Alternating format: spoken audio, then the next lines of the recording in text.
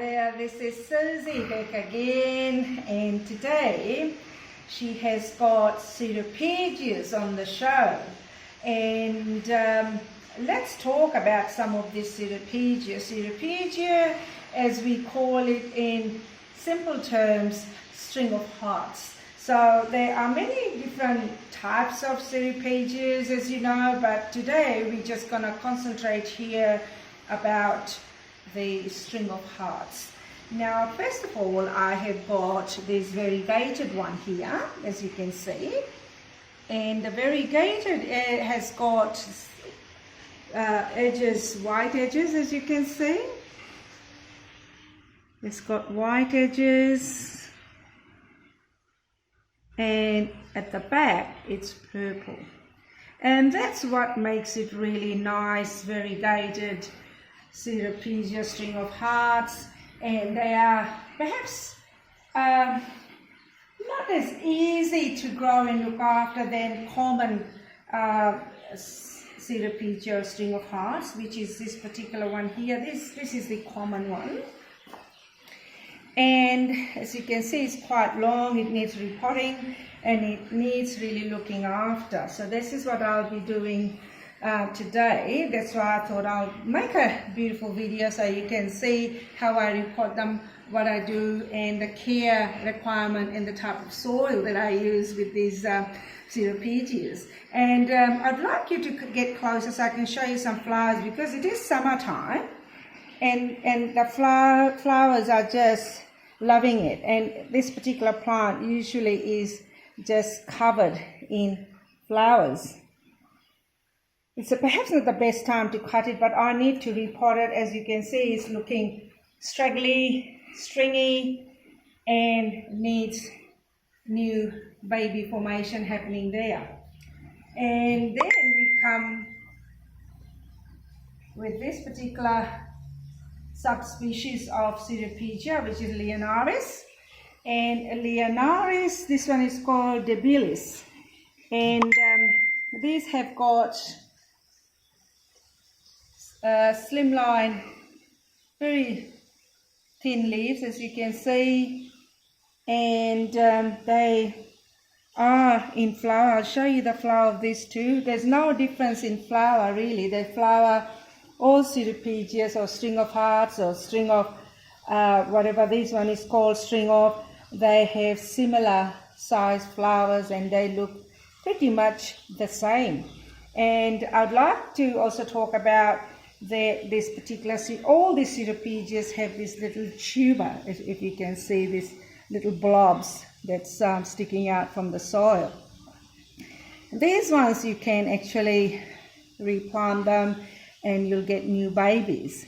And if you don't want to replant with the tubers, you can always cut cut all these and stick it in the soil, and it should start rooting after 3 weeks. Here's another one that I have, and this particular one, I don't know the name of this, but this one is quite an interesting one because it does not have the purple backing on it and just the green backing. As you can see, the backing is just typically green here. And it is some subspecies of woodii. There is ceropegia woodii, but I don't know its proper name. Whereas this one is debilis, this could be something else. I haven't found out what it is known as, this particular variety. Now, the type of soil that all these string of hearts in particular require is this, that they really are succulent. So you cannot overwater your string of hearts. If you overwater them, you're more likely to get root rot, because as you probably notice how thin the branches are. It's just spindly. So you just have to be so very careful. In winter, I normally let it dry out and water perhaps once every 10 days.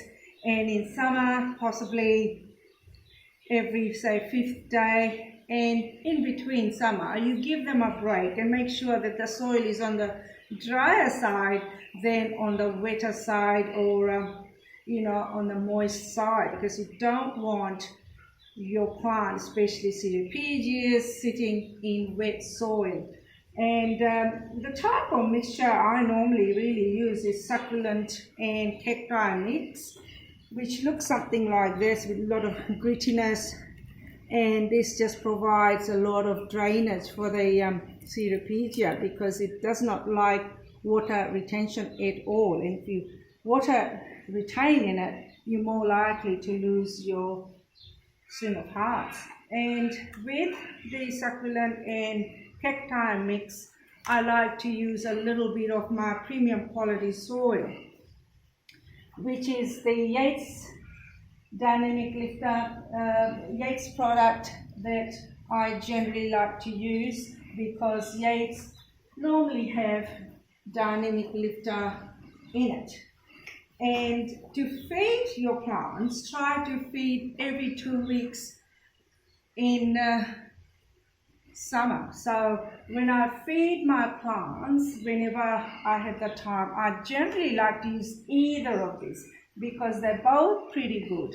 One, especially the one on your right, this particular one provides healthy leaf growth, and this one here will give you lovely flowers. So it's the Yates product called Thrive, and 1 teaspoon will make about 5 liters of it. So read the instructions, it's all at the back. Read it carefully and don't hesitate to feed them. And that's how I take care of my ceropegias. And just recently, not that long ago, probably about 2 weeks ago, I planted this variegated one, and it seems to be thriving there. And I also planted one of these Dibillis, and see how I have circled it inside so it doesn't get pulled, ripped or whatever, and you just put it inside the pot as I have done. That just saves from someone pulling it or falling off when you're planting it. And now to plant them, especially, I will be trying to get all these somehow planted, because I really don't want it as long as this. I'll be cutting and planting it. So what I normally do is throw some of this, some of this, some of this, and some of this, some of this, and some of this. As you can see, I have filled it up. It just provides a nice drainage, and here's my dynamic lifter, and I just like to use a few of dynamic lifter in it. And because it's a natural product, it won't hurt the plants if you put a few extra pellets of dynamic lifter, or whether it be liquid or whether it be solid form, it doesn't really matter. And then what I do is generally cut this up, because it is quite long, and if I can find the end, that would be good, because it can get twisted and get caught, and it's not that easy to plant. So all I do is go chop, basically chop. And make sure when you're planting them, it can get, as you can see, it can get bit in a little bit of a rut here, in a rut I should say, and all you do is the end, and just stick the end into the soil. That's all I do. Just pick one of these out if you can, gently. And this is a little bit too long. Make sure that you cut just above the leaf, just above, and that's part of it, and you just plant them like such, and dip them in the soil and wrap this around inside it. because they will all grow. I mean, if you're lucky enough, that might also shoot as well. And a few more. They sort of, and then I don't like the long stalks, so I just chop the long stalk off and then put them in. And you can do a few more.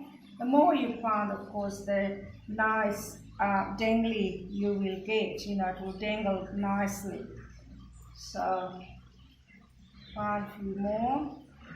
Just dip them in about an inch is actually quite nice depth.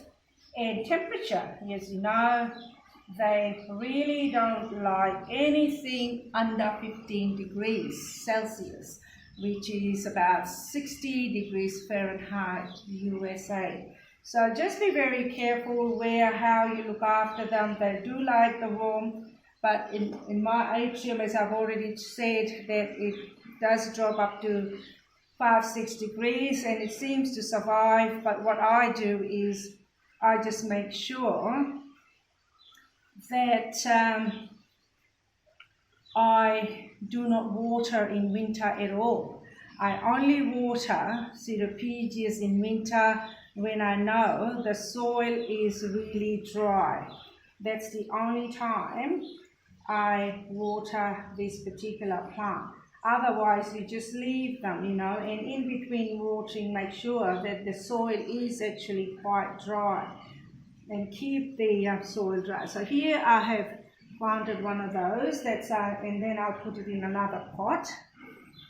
And I will just keep chopping and planting, and I'll get plenty of this particular variety because it really does need repotting.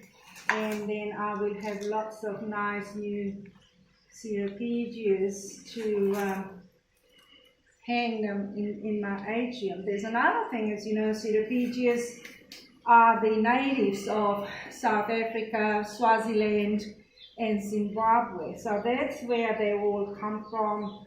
Therefore, it sort of loves the temperate climate, more towards tropical than down south here to Tasmania and all that, where temperature drops into minuses. Obviously, it will just hate that type of temperature. So just be careful in winter where you have placed your ceropegia. Make sure that it is in a dry place and you treat them like succulent and plant them in succulent mixture, and you will have lots of ceropegias growing in your home. And what I would like to wish everyone is happy Christmas and a happy new year, and I will definitely make more videos for 2020. So good luck to everyone. Wish you all a very Merry Christmas. Take care. Goodbye from me.